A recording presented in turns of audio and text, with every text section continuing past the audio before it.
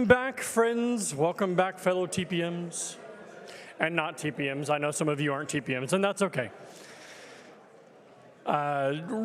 We have a really special treat right now. We're going to do a TPM panel.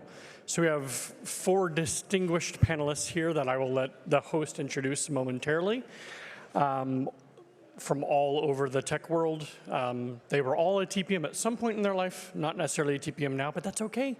You're allowed to grow, and that's part of what they'll talk about today. So Aravind is your host today. Some of you may know him from the Discord, the TPMs Unite. Sorry, I've got a lot going on. The TPMs Unite Discord. It's amazing. If you're not on it, find it, join it. Had I thought about it, I would have it up there. But what I do have up there, wow, I should have started with that, because I added this like 10 minutes ago. This is a QR code to a TPM survey. So Clarissa Rodriguez from Uber has been working on this survey to get a pulse of what the TPM community is like, what our journey is like, what sort of work do we do day to day, where are people in the world. Our hope is to, I mean, she has her own uses for this, but we're going to use this as well for TPM events and future TPM summits to help us kind of understand our audience, who it is that we're working with. And also, it's fun data to show who we are, where we are, so you can kind of see where you fit in the community. So if you haven't yet already, take a link at that URL. I'll also make sure it gets to the Discord, although I think it's already been posted there. We'll do it again. And also on the Slack, if you're not on our Slack, I'll get it posted there as well. Yeah, so with that, here's Aravind with the TPM panel. This isn't Aravind, but I'm handing her the mic. Hello, is this on? Can you all hear me? Yeah. Awesome, great. So I feel extremely privileged to be sitting here on this stage today. Some really accomplished leaders that I have on my left here. So what we're going to be doing is just a fireside chat kind of a model, right? So there's a bunch of questions that we have sourced from a lot of different virtual forums like the Slack channels, the Discord servers. So I have the privilege of asking all of these folks these questions.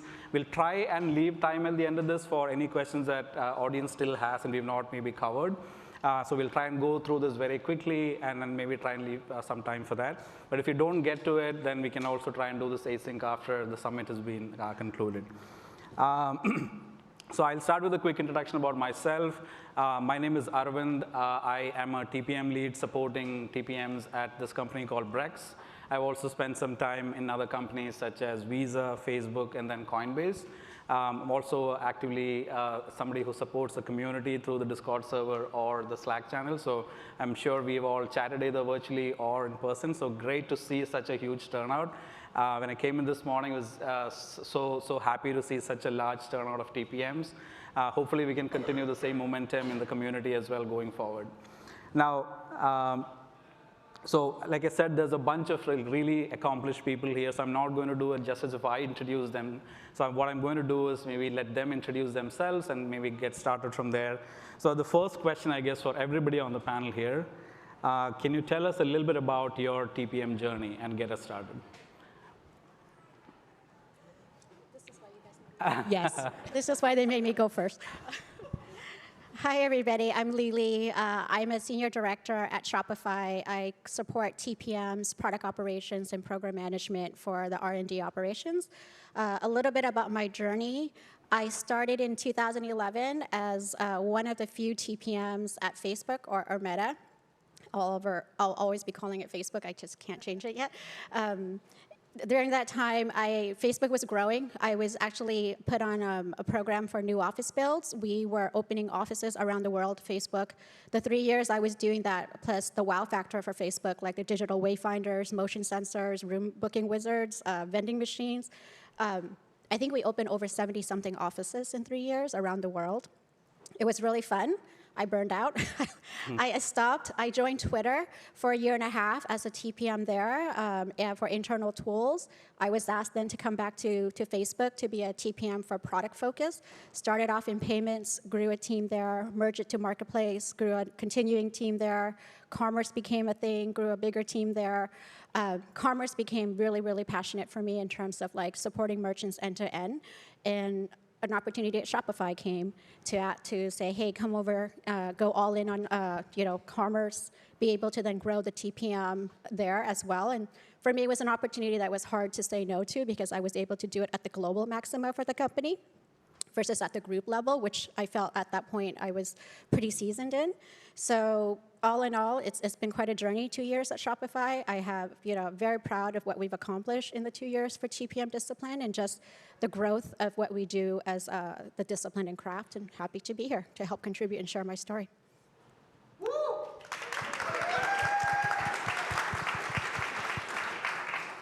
You have some audience. Yes. Yeah. We planted some fans in the audience. Yeah. Pay them well. Cool. Hi, everyone. I'm Pradeep, Director TPM at Instacart. And I support a few areas like infrastructure, platforms, and connected stores.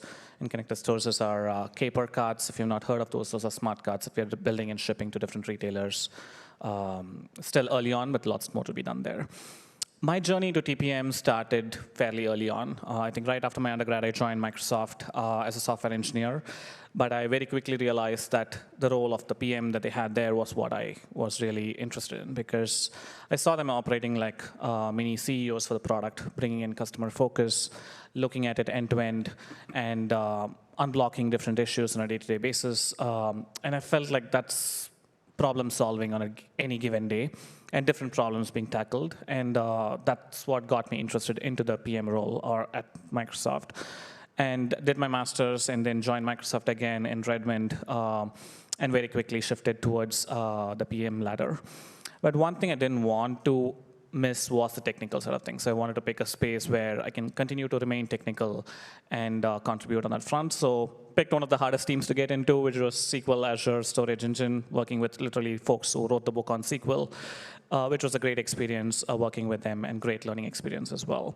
And since then, my journey into TPM has been in different companies, Facebook, Uber, and now Instacart, all in infrastructure domains, been part of building lots of large-scale systems, industry-leading technologies that we were able to build and ship and scale to several exabyte size, and lots of different challenges. But the journey as a TPM has been so rewarding, and yeah, as many of you can attest to the fact that it's never the same day. You wake up thinking your day is going to be something, and it's never goes like that. So it's always new curveballs being thrown your way, and that's what keeps me excited as a TPM. Thank you. Hi. Woo. My name is Jen Kriger, and I am the VP of Operations, Execution, and Improvement at GitHub in the engineering organization. I've been around for a while, and so I started in the tech industry probably around 1995. And I would say like half my career was in back office IT, much of the way of like email server maintenance and when your laptop doesn't work. That was kind of what I started with.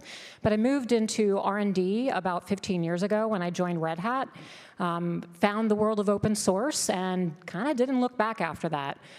Winded up at GitHub about 3 years ago, and I started with a team of TPMs. And I guess, as I tell them all the time, like every good blob, things just kind of get stuck to you as you do good job. So your role keeps expanding as time goes on. And that really represents what I do today, is kind of just do things that work out really well. And as time goes on, you just kind of grow. And so that's really where and how I got to where I was, or where I am today. Ironically, I have a degree in psychology, and so I am not a coder, although I can. And so there you go.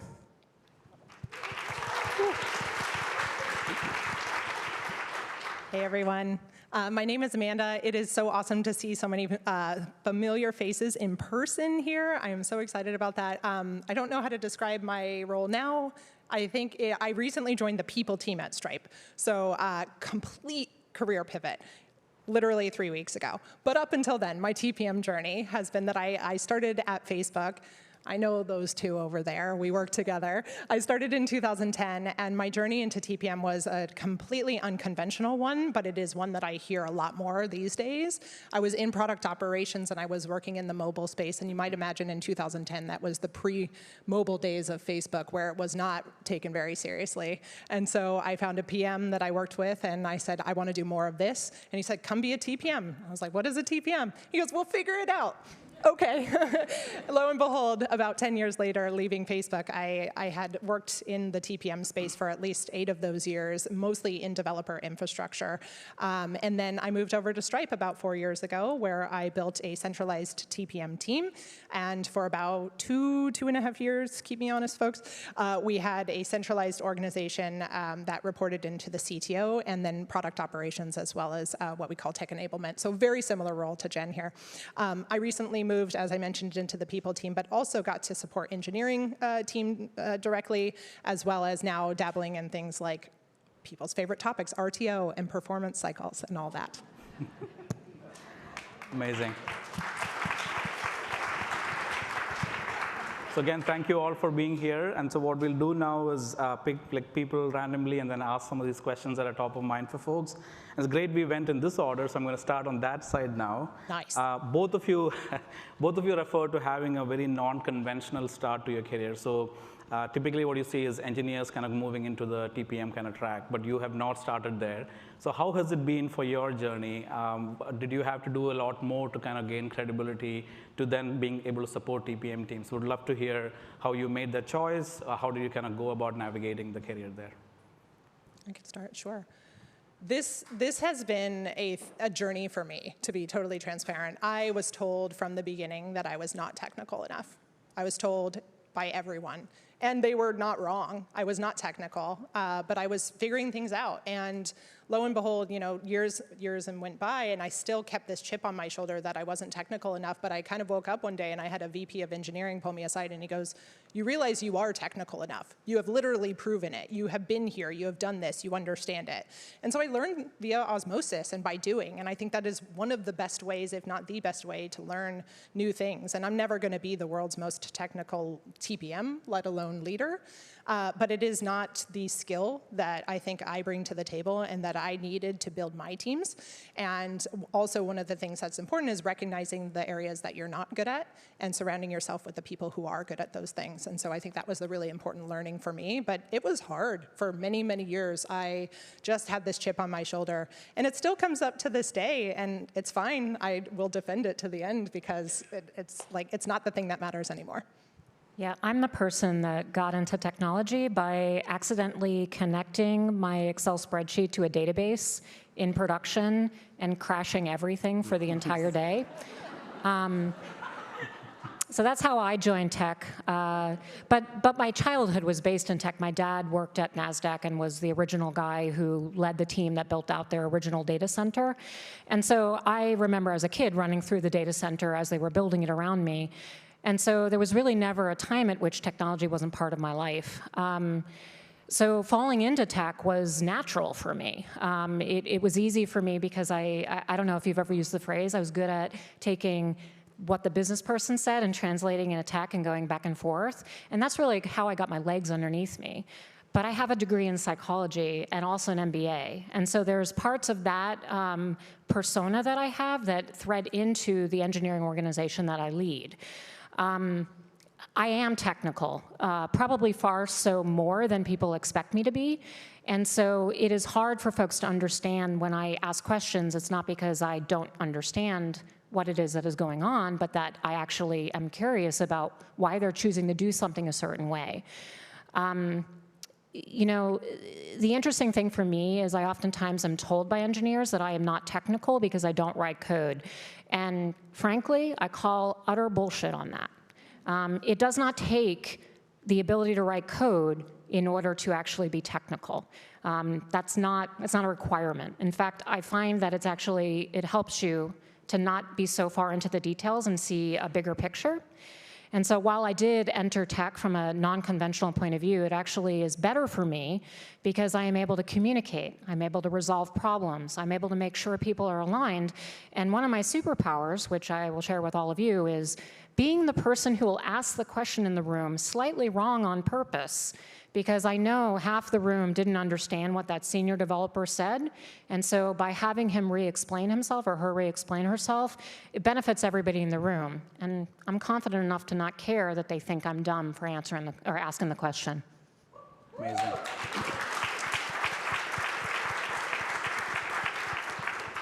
Awesome. Thank you so much for that. So again, I'm going to go a little deeper into some of your career paths as well as like what your day in your life typically kind of looks like. So I'm going to ask this question to Jen and Lyly as you kind of lead some really large organizations. What does a typical day in your work life today kind of look like? As a TPM, I honestly think there is no day that is the same as the day that has happened. You are in all over the place as a TPM. I think our skills is actually either you're going to go into something that's going to be a cluster or it's already on fire and you're needed to come in to actually put it out. So every day the conversation is more, so what is on fire? What's the risk we're taking? Who do we need to be on it? I also own an engineering team, so it's also working with engineering to understand where is the boundaries of what is TPM, what is engineering build, and being able to have a team to be able to define that also helps kind of set the stage for how our TPMs are set up for success. And so my day-to-day varies. Sometimes it's at the product level, sometimes it's infrastructure, sometimes talent and people. We're in the middle of a performance review, so you know how that goes. So it varies, but end of the day, it's never the same topic. It's always, what do you need of me today? And I wear many hats to get that done, and I expect my TPMs too. We all have a core competency, but we should be able to diversify ourselves to solve different problems, and that's what makes us really powerful at that. Awesome, thank you. It's similar for me too. My org operates as our SVP of engineer, as well as our chief security officers, like chief of staff, if it would. And so usually my day starts with a 5-minute conversation with this person, and then I get the list of things that is top of mind.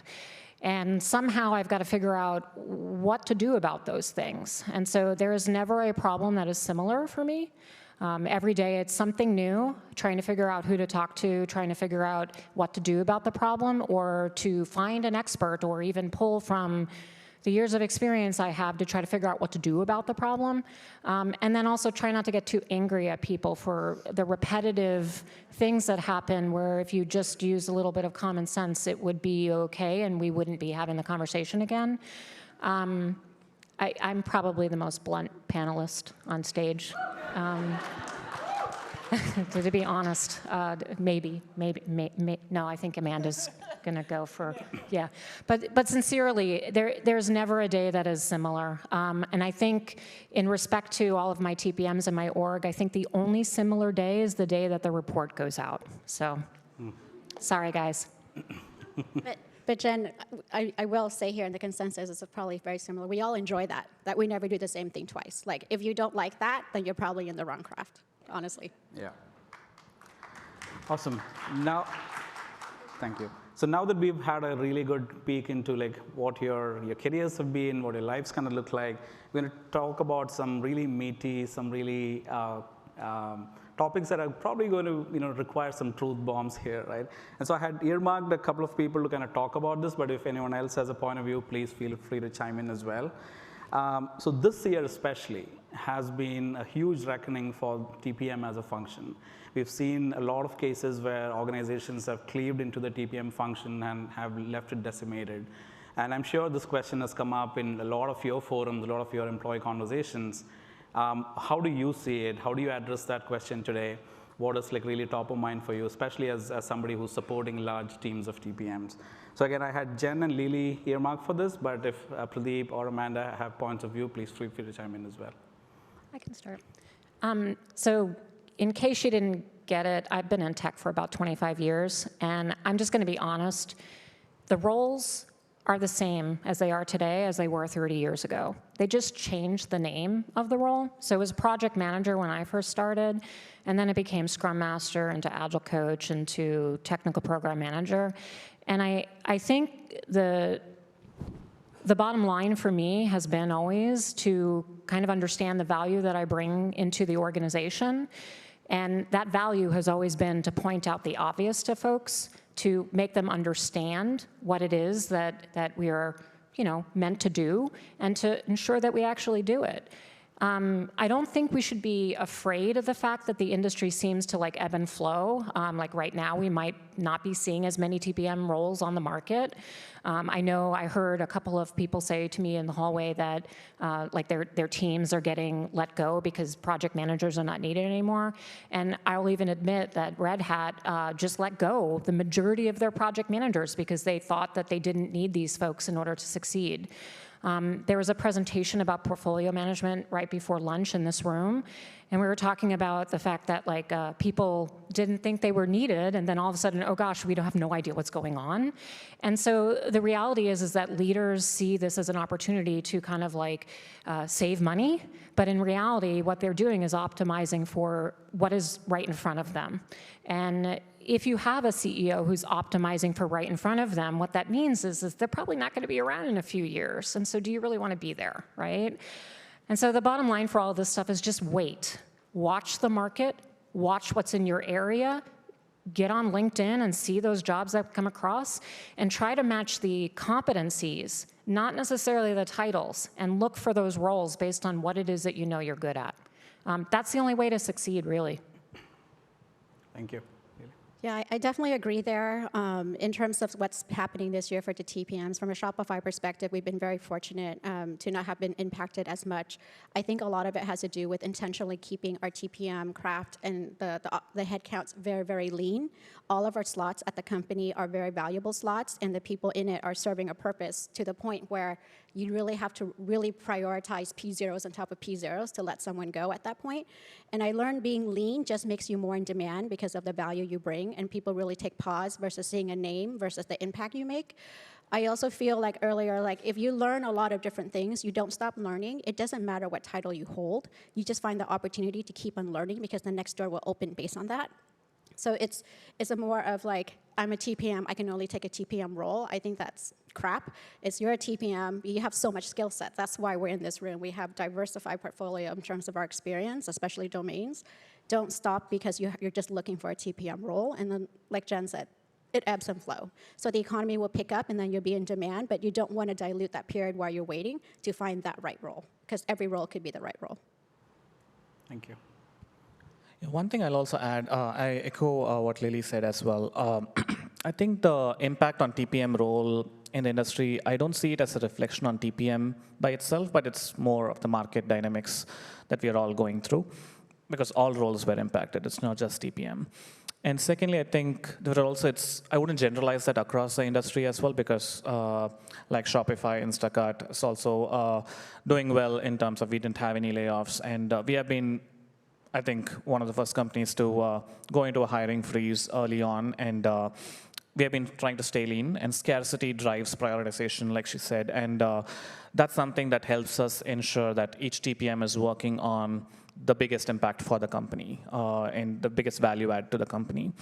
And as organizations grow, as companies grow, the key thing that leaders also need to pay attention to is what is the identity that you want to build for the TPM, and how are you going to grow this in a sustainable manner so that identity doesn't get lost. I think when that gets lost is where there's all these churn and conversations around, do we need this many people and things like that comes into play. But that said, even folks who were impacted, I know a lot of them landed successfully in other places, in other companies, and even better jobs than what they were doing before. So that speaks to the fact that TPM role is very much still critical to companies and to the industry at large. And so I wouldn't see that as a reflection on the role by itself, but it's more on what the companies are going through and resets that they need to make for the market dynamics at play. Awesome, thank you. Amanda, anything to add? All right. Great. Pradeep, I'll start with you on this next question. So you've spent, again, time in very different industries and companies as well. And then we've also talked a little bit about how the role has maybe morphed a little bit. So from your perspective as a hiring leader, having played both a director type of a role as well as an IC role, how have you seen maybe the role evolve over the last several years or so? I think It's hard to speak to this at the industry level because the role of TPM is still being defined across the industry. I think depending on the companies that you're talking to or people and the expectations that they have for TPMs in different companies, there could be slight variations from one another. At a growing startup, it might be everything in one role. You might have to play different hats. You might need to be the product manager, TPM, program manager, operations, support. There could be a lot of things into that role, and which is what is needed for the organization to scale. And for mature companies, there might be more clearer definitions on what is it that TPMs do, what is it that PMs do, and all these different XFN roles that's coming into play. So I think this largely depends on the company and the phase in which the company is at. The way I see, the benefit I see over the last couple of years and seeing how the role has evolved is that now there's a better understanding of what the TPM role is and what role they play. I'm seeing this role being open even at smaller startups, less than 500 people, but they have a need for TPM and they are opening these roles up. And it's more clearly leaning towards people who are leaders in driving complex cross-organizational initiatives. I think that is a definition that I think a lot of folks agree on, and where we bring in TPM. But then again, depending on the company and the space that you're in, there might be different hats that we may need to play. And that's where we bring our own value add and meeting the needs of the organization as well. Awesome. Same question to you, Lyly. I think it's like what Pradeep says, it's defined by the company, and as the lead, you're accountable to make sure that definitions are very clear. It doesn't cross-cut with, it doesn't lack the role clarity it needs between different roles. Obviously, we all here as TPMs here is like, what's the difference between you and a PM? Or how are you different than an eng manager or someone who've never even worked with a TPM? And so it's really establishing what are the guidelines and the principles of what a TPM does, but harder yet is setting expectations with your stakeholders so there's clear alignment on what we do. And I think what's more important for me in my journey is telling people what TPMs do not do. So there are things that we will do for the sake of like, hey, we wear multiple hats, we will ship the thing, we will launch the thing, we will get it to the finish line, but clearly say that's probably not my role, and if we actually grow to the point where we need more people, these are the X, Y, and Zs that we need to actually fulfill this obligation to run as a fine-tuned engine. So, but every company is different. I've been in companies where, people are still defining that. I've been in companies where the T is not very technical, and that's okay as well. And in some companies, the T is very technical. So it's more of what does the company need at that moment in time, and it ebbs and flows in terms of, honestly, like the evolution of that company. Can I just add something? Yes. I think it would be unheard of to even consider that a summit like this would have happened 5 years ago. Right? Like, I think that's a testament to how it has evolved as well. Even though it is kind of by company and by trade and even industry within the tech companies to be defined, there is more of an established sort of base level of what a TPM is now and understood in the industry that we just hadn't seen in recent years. And so the fact that this even exists now is, I think, the biggest point to me on how much this role has really kind of evolved and stuck within the industry. Thank you. Great segue into what was going to be my next question to you and Jen. So what truly makes an exceptional TPM, especially when you have these variances of craft across industries and companies? There still might be things you can distill down and say, this is what is an exceptional TPM, right? How would you define that? Yeah, I'm just going to add to what's already been said on stage, I think. But the thing that I observe about my own organization is the ability to identify where work needs to happen is very high. And so there's never going to be a TPM that has free time, if you know what I mean. Like, you're always going to have something to do. And I think what makes an exceptional TPM is knowing whether you should do the work or not, right? And be confident in that. There is so much truth that engineers they'll see certain types of work as being beneath them or things that they don't need to do because it takes them away from coding. And that might look like moving their cards around for them on their Jira board, for example. And that's a pretty low value activity for a TPM.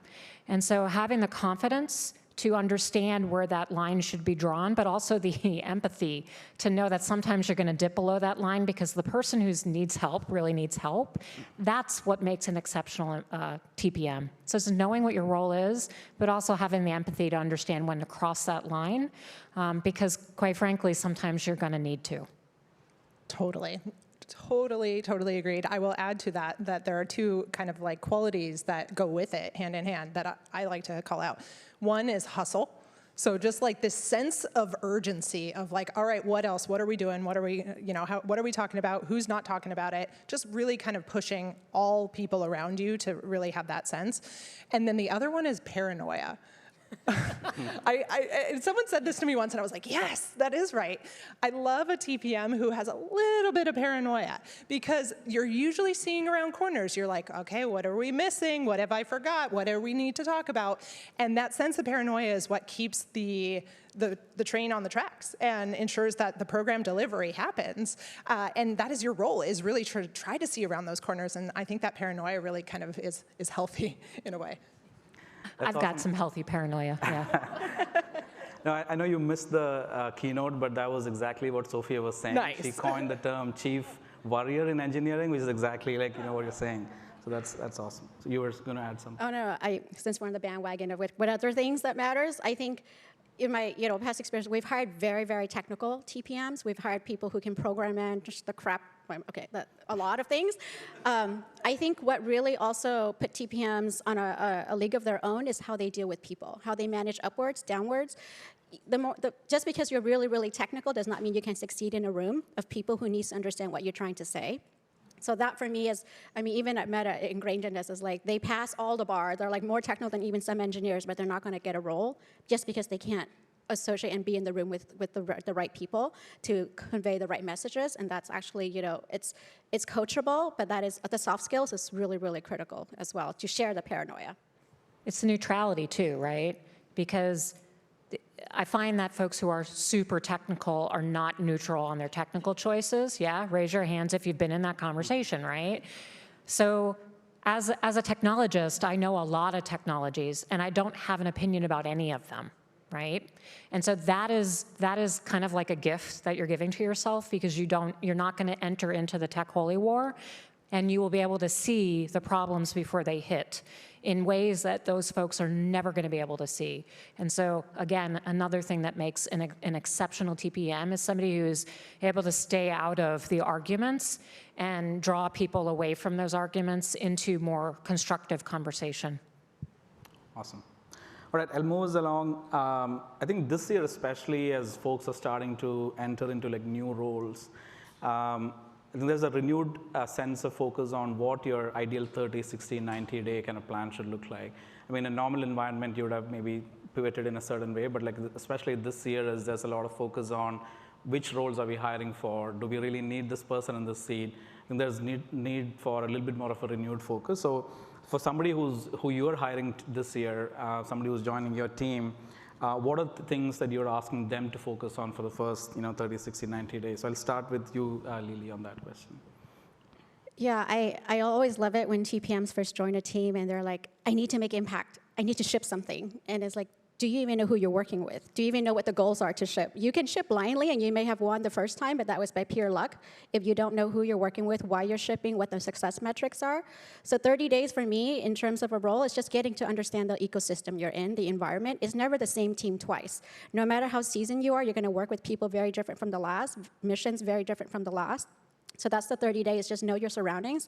And being the fly in the wall, it's the only time you get to not say anything in the room, is the first 30 days, to just observe who makes the decisions, who are the technical advisors, who are the people in the room, so that you actually know who to reach out to afterwards. 60 days is really understanding the program, the work streams, who owns what pieces, how it runs, what are the rituals, what artifacts you need, what tools you need. The 90 days is when I really want that accountability to step in to say, start shipping, understand why you ship something, justify why, if you felt like it wasn't successful or not, because shipping is just a part of it, right? It's the learnings and the insights after that. So pretty straightforward, but I just love it every time. It's like, I need to ship something. It's like, I don't want you to ship something, because you won't have enough context to understand to ship it again. Okay, thank you. Amanda, I'll ask you the same question. I think Lyly just hit it on the head. I guess the only change I would make is just kind of contextual based on industry, because there are going to be some places where the domain is just so complex that you're going to need a little bit more time to really even start to show that impact and understand what the program pieces might look like. And so it is really about, I would say the first 30 days on building on what Lyly already said is really about starting to put in place the building blocks of the relationships that you know you'll need. And so one of the key things I often tell people is like, go talk to X, Y, and Z, and then ask each one of them who you should talk to. And you're going to create a running list of people, and I want you to just cross it off until you get to the end and you have no more names. And the idea there is you start to build your sort of Kevin Bacon game, right? You want your like degrees of separation within the company because you know them, you have gotten coffee with them, or you know you were in the onboarding class together, what have you. Those connections are what are critical in driving success in a cross-functional program, especially at kind of the higher company level. And so I would say in those 30, 60, 90 days, there's always going to be an aspect of what relationships are you driving towards and what do those look like, in addition to everything Lyly added. Awesome. Great. I'll also add that this is very true for people managers that we hire on the team as well, because their blast radius is even bigger, and they are so quick and eager to make decisions, have an impact, have that impact felt on the team and whatnot. But it's really important that they stay quiet, observe, listen, and know why things are the way things are, the history behind everything, because anyone coming into a new space will have lots of new ideas. You need to welcome them, but at the same time, ensure that they're not too quick into putting that in action, because that's a recipe for disaster for anyone coming in new into any company. The best they can do is just observe, listen, and form trust and connections with the people that they're going to be supporting, because that goes a long way in them being successful in the company. Great. All right, moving along here. So we've talked a little bit about how to be successful in the first maybe 90 days. But one of the other things we all worry about a little bit is our own careers and how we kind of plan that out. So I'll talk a little bit about how you have approached managing careers, but also more importantly, what advice have you given to people who are joining your teams and looking to craft a career, a continuing path in TPM. So Amanda, I'll start with you. Somebody who's early stage in their career, just starting off on the TPM journey, what are you looking out for them? What are you telling them in terms of next steps, things that they should do? Yeah, so I mean, early stage in your career, that is all going to be about experience building, right? So it is not about up-leveling. Please don't focus on that. You're going to up-level through your experiences, and those will come when you do that, right? So what are the things that you want to be learning? What are the skills that you want to be developing? Who are the people that you want to be learning from? And how are you situating yourself to go learn from them? And so I would focus it all on those aspects and making sure that the workload that individual has is complementary to that. It's not always going to be the case, right? There's always going to be aspects of our job that aren't going to be directly benefiting our career growth, right? And there's just things that we don't like to do. But at least an aspect of that should be aligned with what you want your next step in your career to be. And so identifying what that is and then building the experiences, skills, and relationships that go with it is like the core focus. Awesome. And the same question for maybe a mid-level person, so somebody who's just progressed from entry level into maybe like a senior type of a role. Again, same. What kind of advice are you giving them?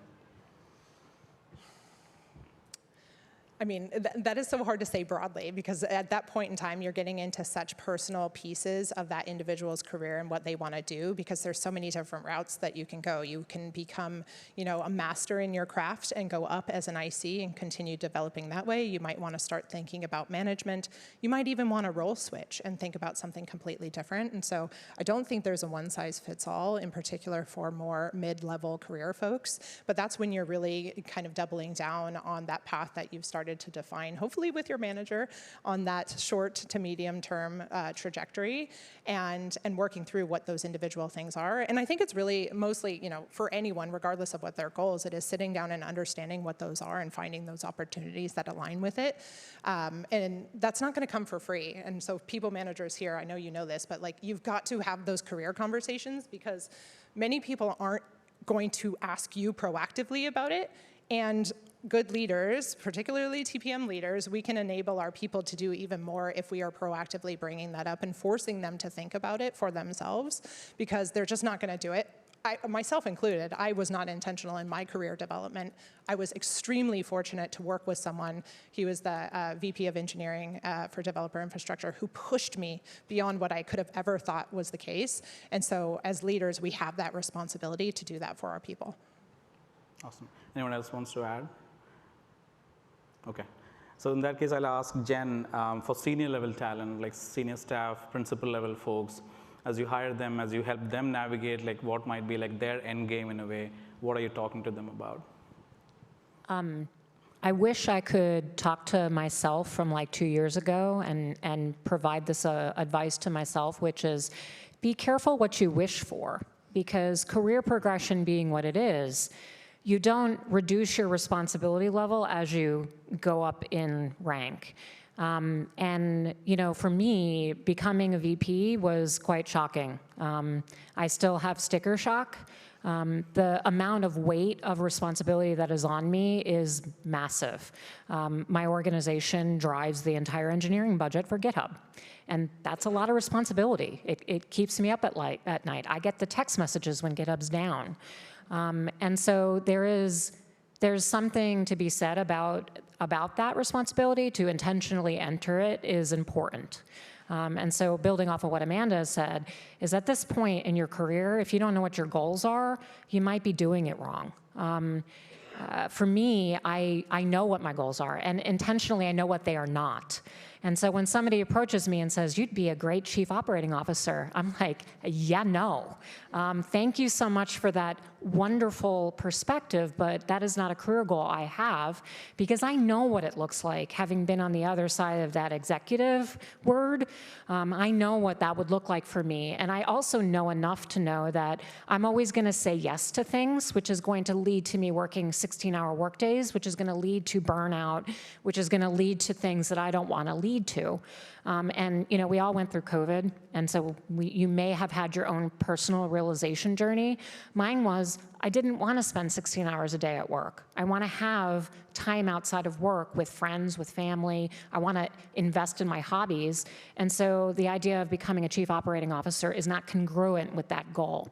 And so when you get to this stage, and I would argue it should be at every stage, you have to be confident in what you want, confident to know, like right now, today, what is that thing that is right in front of you that you want. I know that people are like, what's your 5-year career goal? Man, I don't know. I don't know what my 5-year career goal is retirement, people. Same. And maybe I'll get there, right? Who knows with the economy being the way it is, but like, if I keep telling myself my 5-year career goal is retirement, and in 5 years I'm still working, it will still be retirement. And so I'm not trying to bully myself into doing what I did at Red Hat, which was literally working 16-hour days. We called it the day job that we had, and then the night job when we got all our real work done. And I just don't want that for anybody. Awesome. Anything else to add? If not, I'll... No, I think the ladies hit it right on the spot. I also think sometimes people are always aspiring at what the next level would be, not really knowing what that is. I highly encourage people to take a pause to go, okay, well, I see so-and-so doing this role. It's not just the title you're anchoring for. You're anchoring for that accountability and responsibility to do that role 24 hours a day. And I've seen many TPMs then, as leads, all we could do is give them those opportunities to kind of get their feet wet. And I've been surprised a few times where people come back and say, you know what, I don't need that promotion, or I don't need that track after all. It's not what I thought it was meant to be. And a lot of things too for the level of this leadership is you can actually move forward, but one way for you to do that is build your bench. If you haven't built your bench, you haven't even done your job as that part where you're at to actually be able to like pull everybody below you up. So be really thoughtful of that when you consider what is the next step, because it's not always what it looks like on paper. Awesome. Again, continuing on the same topic, but the other side of this, which is IC versus people management. And so I'm going to ask Lyly and you, Pradeep, especially as you kind of navigated in and out of IC and people management jobs. So for somebody who wants to kind of stick on to the IC management route, what is typically the conversation you have with them? How do you help them kind of navigate maybe a journey up to principal and beyond? Like, what does that conversation look like for you? I'll start with you, Lyly, on that. It's actually really easier for us now because at Shopify, we actually embrace IC, crafter as a path. We have very clear-cut goals of what it is to be a crafter and continue to grow as an IC all the way to the director level and above. And for me, it's a measurement of the impact you have as each level you go up into the chain. Is not how many people you manage or how many programs. You can manage one program, and it's so complex that it touches everybody at that company. That's, think it through that lens. Even as a lead, myself, I go into IC work. Like, I can't avoid doing that because you end up diluting the skills that you for years have spent honing, and then you can't really lead by examples. So we really embrace ICs in our company because we feel like the economy is the way it is. We are leaner. If we don't maximize the impact people have for the company, we're not leveraging them to their full talent and the expectation we hired them for. Awesome. And I'll say maybe one thing there. We discussed this in the Discord channel quite a bit, but LinkedIn obviously opened up a distinguished TPM job maybe a couple of months or a month ago. So this is like one of the first times I've seen an L9 type of role on the IC side. So there's definitely a lot more appreciation and understanding for the craft. So hopefully that continues to happen as well. To you, Pradeep, about folks, again, looking to move from IC to people management. You've done that yourself. You've obviously helped others make the transition. How do you help them? Yeah, so I've been an IC, become a manager, grew the team, and supported managers of managers, and became an IC again, and now leading a team as well. So I think one thing that people don't realize is becoming a manager is not a promotion. It's a very different career ladder, and your job is very different than being an IC. Yes, even at Instacart right now, we are, even as a director, there are programs that I am leading by myself because we want to stay lean. We need to be connected to the programs, the areas, the technical knowledge of, we don't want that to dissipate. So there is impact that we can have through that as well. But in most companies where more well set up companies like Facebook or Google, you have real responsibilities as a people manager, and it's very different than being an IC on the team. And for someone wanting to do that transition, I think there is a lot of introspection they need to do on, do I really enjoy that role? Is that the role that I want to do, and why? Because it's not a promotion. If all you're looking for is a seat at the table in making decisions, you can do that even as an IC. And you need to work with your manager to figure out what is it going to take for you to be able to be there, influence decisions, sit with org leaders, and making those things happen. I've been able to do that for senior ICs on my team as well.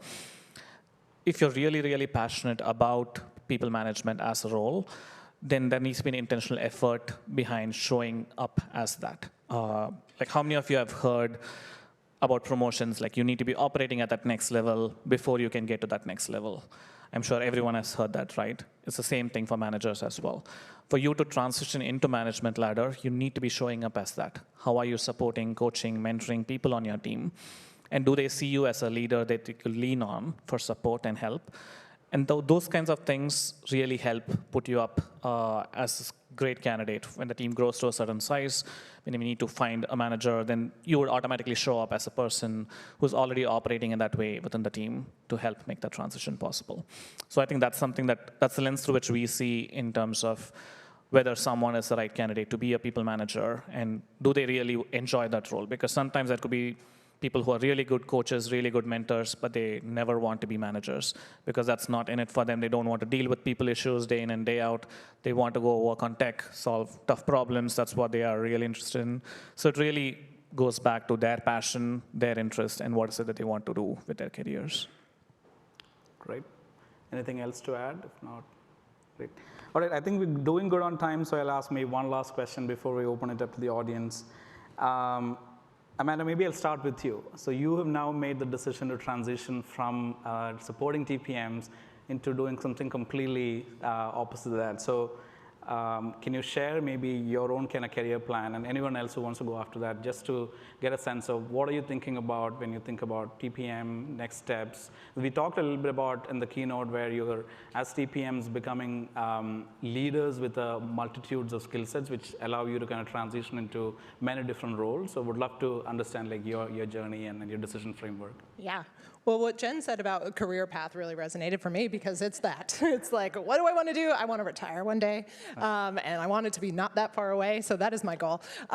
In all reality, the thinking behind this change, and hopefully this resonates with folks, was the opportunity was presented to me of doing something completely different from what I'd done before. And while I was loving the current role that I was in, I mean, I was supporting an engineering team. Like, I'm this non-technical person supporting an engineering manager directly, and we were building products. It was awesome. To walk away from that to do something completely different, to me, it just felt like such an awesome opportunity that doesn't always come along. And so it was very unintentional, very unexpected, but when you were kind of offered this, I figured, why not? Because really, the risk was not much. What is the risk? It doesn't work out. I could go back and do something else. I could decide to leave and go do something else. I can always come back as a TPM. I've been a TPM in some shape or form for north of 12 years now, right? So that's always there. Once you've proven yourself, you can always fall back to that. And so to me, it's about taking risks and leaning forward and figuring out, okay, well, what am I going to learn from this? And for this, it's a whole lot of new.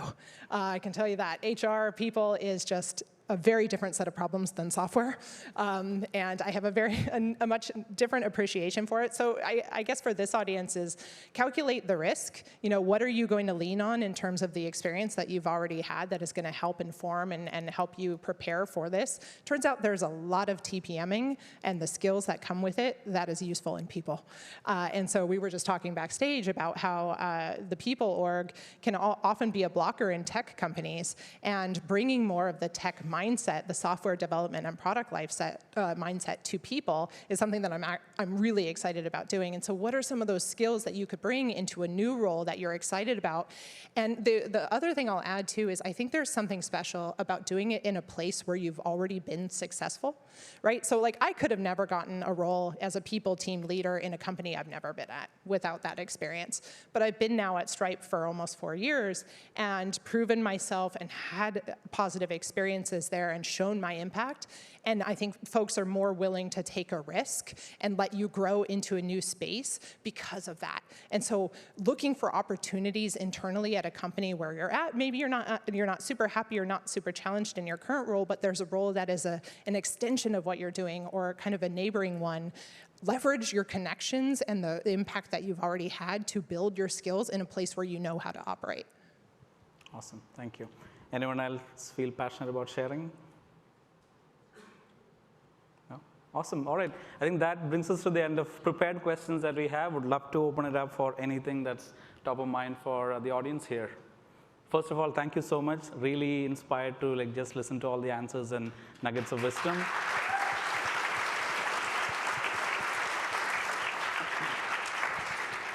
Yep, now would love to open it up for questions. There's somebody there. Oh.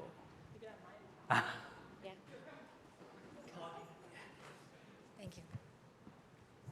Yeah, so my question is based on the fact that a solid TPM leader and the impact of TPMs is often seen through the success of other engineering and product teams.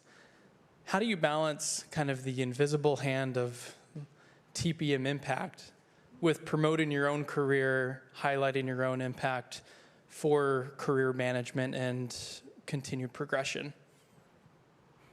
I can start. Yeah, I'll start with that. That's a good question because it's always a shared responsibility and accountability at times. I think that is where what Amanda comes in is the trust battery you have with the folks you work with, that they're able to recognize you. A lot of the things we do, like part of our impact review, our intended outcomes of growth, is more of like, it's good that a TPM said, I will work on this. I think it's easier for me to understand what will you contribute to that specifically versus your stakeholders, your counterpart, and everybody in it. And then you really measure yourself to that work stream and set the expectations with your eng and your product to say, this is what I will own, and this is what will come out of that. And you set that clearly, then it's very easy to measure versus saying, I will work on program X launch, and everybody takes credit, but see that beforehand to really draw the lines. And sometimes you will blend, you'll swim over to someone else's lane, but that's expected. And then TPM should be an advocate for themselves. Don't just wait for everybody else to call you out. Also advocate for how much you've done something and what you contributed to that as well. And all of that, plus the trust battery as people become to recognize you and ask for you, is really hard to discredit that a TPM is not making impact at that point. Yeah, I'd also add that it's good to see any impact of TPM from the lens of what would have happened if the TPM wasn't there, because that talks to the magnitude of impact that the TPM could actually bring to the table and what they actually brought to that program. For example, there could be a program that's really going well, and there's a TPM who was helping organize things and keep things moving, and they landed great impact, but then the value add might not be as much from the TPM perspective. But that could be a program that's really going south, and the TPM was really responsible for turning things around, ensuring the risks are called out early and making the pivots at the right time and things like that. And there, the magnitude, even if the impact wasn't as great, the impact the TPM had on that program was good enough that it was really material to the program's success. So I think that's the lens through which we could see what's the impact the TPM brought to the table. I'm going to ask one of the questions from online. Oh, from online? Sure. Yeah. So there's a question. How do you balance the quiet leadership? Sorry, how do you That one was for me. You can. Oh, sorry. I was told that one wasn't going to be used, so I asked you here. Thank you. I'll go for the second one. Yeah. I'm sorry, I did not listen to your question. All right. Thoughts of why TPMs should be or shouldn't be contributing. I'm having a tough time reading this just because of lighting. Sorry about that. So thoughts of why TPMs should or shouldn't be centralized reporting to TPM leaders of TPMs versus reporting to engineering leaders of a particular. I'll totally take that spicy. one. I love this question. I love this question because it often comes up in my anonymous survey with my TPM team. So I'm guessing that one of my TPMs asked that virtually. So there are two minds of this, and honestly, I have been in both situations, both central and uncentral. What I have observed over my career is when you are decentralized, you are not a priority to the person who is managing you. You are a sidecar to the person who is managing you. They don't understand what you do, they don't understand how to coach you, and they don't understand how to help you grow your career. Oftentimes when this happens, what winds up happening is there is somebody in your organization, say maybe somebody like me, who is at a certain level that then starts hearing all the grievances of all the lack of career direction, don't understand how to get promoted, don't get feedback from, peer group. Oftentimes other people are given credit for the work that you do. These are all the reasons why centralization happens. My honest opinion is if there is career ladders, a well-understood way of getting promoted, and those managers are committed to that individual, then there's no reason why you should not decentralize. But it is my lived experience that when you decentralize these roles and you ask engineering managers who, also in my experience, view management as a way to gain control over product or technical decisions, they're not going to invest in the person who is perceived as the project manager in the organization. They're going to invest in their engineers who are, in their eyes, a more high-value associate. So there are career ladders for engineers, and there's career coaching for engineers, and there's learning and development for engineers, but not for those supporting roles. And I've seen this happen to executive assistants, chief of staffs, engineering operations folks. These are all roles that are not invested in as heavily as software engineering roles might be in your organization. And so the best time I had in terms of career growth was when I was in a central organization. And I would also say the worst time I had in my career was when I was in a central organization. And so, my advice to you is to try it both ways and see what fits for your personality. For me, I prefer to control the situation and make sure that my team is cared and fed for. I might get a C+ on it on a regular day, but I prefer to be able to say, like, everybody's going to be treated this way, the same way, regardless of who they are, because it's important for me to have a non-biased approach to promotion, a non-biased approach to crediting people for work, and it's kind of a non-negotiable for me. And so that's why I prefer centralization, because otherwise I don't see it happening.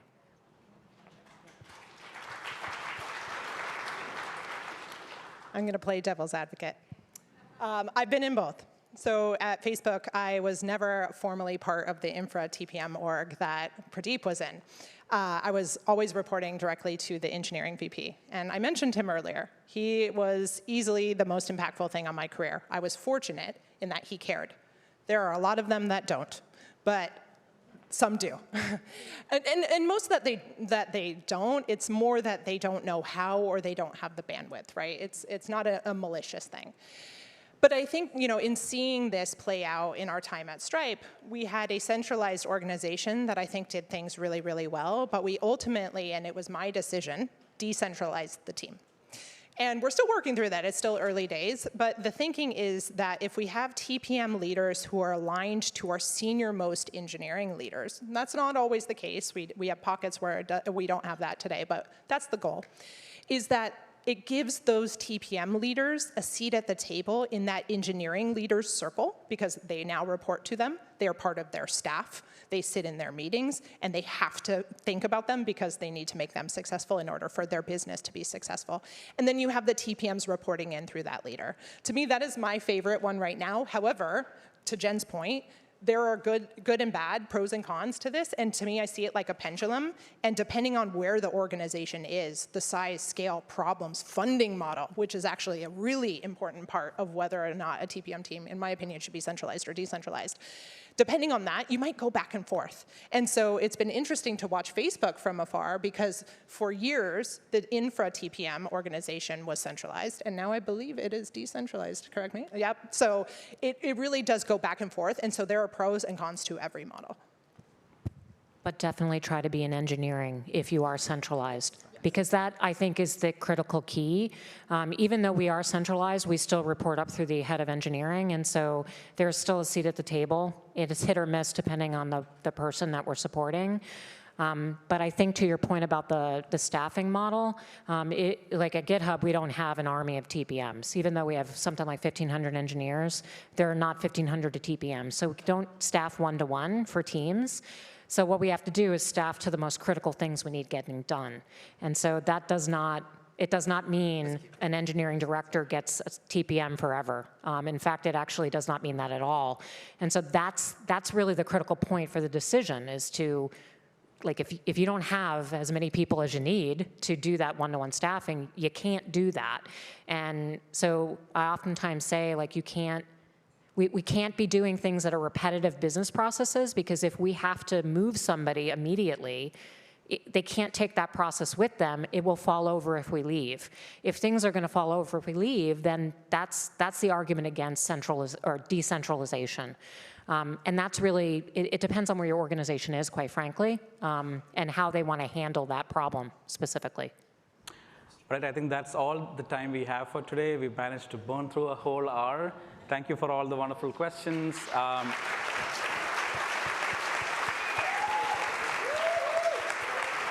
Thank you, amazing panelists. If there are still questions, please, let the organizers know. We'll figure out some way to answer them amazing. But also, hopefully, some of you can stay for the happy hour or the networking hour. So come and find us as well at that time. Thank you again so much for your time today.